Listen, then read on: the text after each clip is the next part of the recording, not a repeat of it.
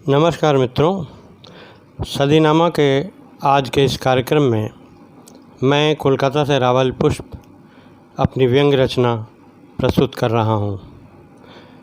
रचना का शीर्षक है मुझे छींक आ रही है। कोरोना का जानलेवा वायरस सारी दुनिया को अपनी मजबूत गिरफ्त में ले चुका है।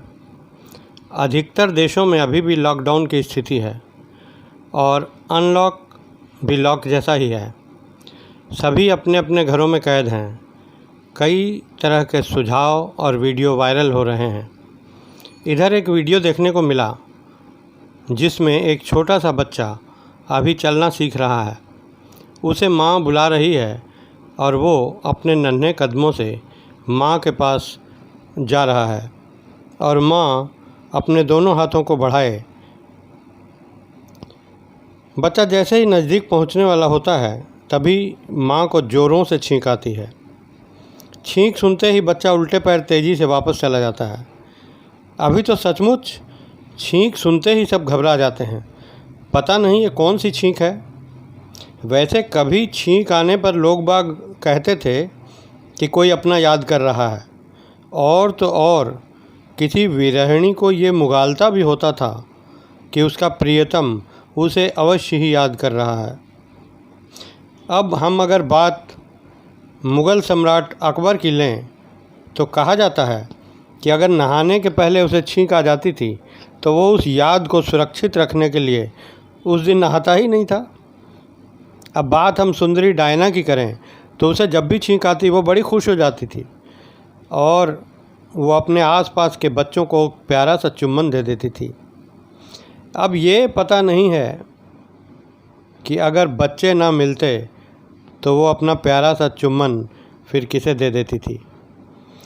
इस लॉकडाउन में बस सुबह एक बार तो निकलना ही होता है दूध वगैरह लाने के लिए। दूध वाले के पास सभी लाइन में लगे थे उस दिन। तभी एक सज्जन बिना लाइन अचानक दूध वाले के सामने नमूदार होता है और उसने ज़ोरों से छींक मार दी। बस फिर क्या था, ऐसा लगा जैसे कोई बम फट गया हो और सारे लोग छिटक कर दूर भाग गए। उस बंदे ने रुपए आगे बढ़ाए लेकिन दूध वाले ने बिना पैसे लिए झटपट उसे दूध दे दिया। वो दूध लेकर तेज कदमों से बस चलता ही तो बना। अब ऐसे छींकू किस्म के लोग हर मौके बेमौके पैदा हो जाते हैं और स्थितियों का उपयोग सदुपयोग दुरुपयोग भी कह सकते हैं अपने तरीके से कर ही लेते हैं। अखबारों और टीवी पर कई तरह के तौर तरीके समझाए जा रहे हैं कि अगर पास में रुमाल ना भी हो तो किस तरह हाथ मोड़कर कोहनी पर छींक लेना है। ऐसा नहीं है कि पहले कभी कोई छींकने पर नियम नहीं था। अब हम अगर बात विश्व साहित्य की करें तो उसके अनुसार यूनान के शासकों को जब छींक आती थी तो अपने मुंह के सामने एक सोने की डिबिया रख लेते थे और उसी में छींकते थे। वे हमेशा डिबिया अपने पास ही रखते और ताउम्र उसी में छींकते रहते थे। यहाँ तक कि उनकी मृत्यु के पश्चात यह भी परंपरा रही कि मृत शरीर दफनाने के समय उसके साथ वो डिबिया भी रख दी जाती थी। दुनिया में हमेशा अच्छी और बुरी नीयत वाले लोग तो होते ही हैं। अब ऐसे समय में ज़रूरत का सामान लेने एक महिला गुजर रही थी तो कुछ सड़क छाप मजनू उसे पकड़कर एक गली की तरफ लेकर जाने लगे। लॉकडाउन की स्थिति में उसे मदद के लिए कुछ भी नहीं सूझा तो वो ज़ोर ज़ोर से छींकने लगी। सभी मजनू चीख कर भागने लगे, कोरोना कोरोना कोरोना। अब इस खाली समय में अपने लिखने पढ़ने वाले कवि लेखक इस मौके का भी भरपूर फ़ायदा उठा रहे हैं और दनादन लिख पढ़ रहे हैं।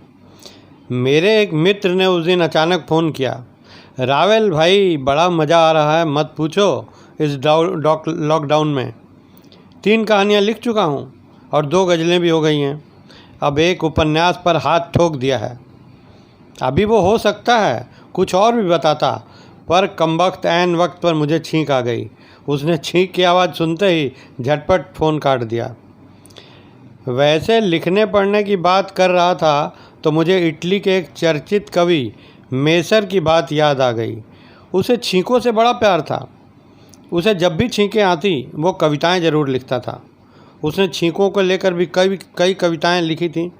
वैसे अपने देश के कवि शायर भी कहाँ कम हैं, खूब लिख पढ़ रहे हैं। अभी हाल ही में किसी शायर का लिखा शेर काबिले गौर है, आप भी सुने। मेरा कत्ल करने की उसकी साजिश तो देखो, मेरा कत्ल करने की उनकी साजिश तो देखो, पास से गुजरे तो मांस हटा के छींक दिया। गीतकार गुलजार शिवलिंग को दूध से नहलाते पूजा करते देख अपनी एक नज़्म में शिवलिंग को संबोधित करते हुए क्या कहते हैं। जब धुआं देता लगातार पुजारी, घी जलाता है कई तरह के छौंके देकर, एक जरा छींक ही दो तुम तो यकीन आए कि ये सब देख रहे हो। अब भाई मैं भी ऐसे लिखने बैठ जाऊं तो पूरा छींक पुराण ही बन जाए, पर यकीन मानो तो गरुड़ पुराण में छींकों का विशद वर्णन है। वैसे शरीर विज्ञानियों का कहना है कि छींक आना स्वस्थ होने की निशानी है। इससे आदमी का दिमाग तरोताज़ा हो जाता है। वैसे अब मैं भी अपनी कलम को विराम देने वाला हूँ और अपनी वाणी को भी विराम ही दूंगा और अपने दिमाग को तरोताज़ा करूँगा, क्योंकि अब मुझे भी छींक आ रही है। आख छी।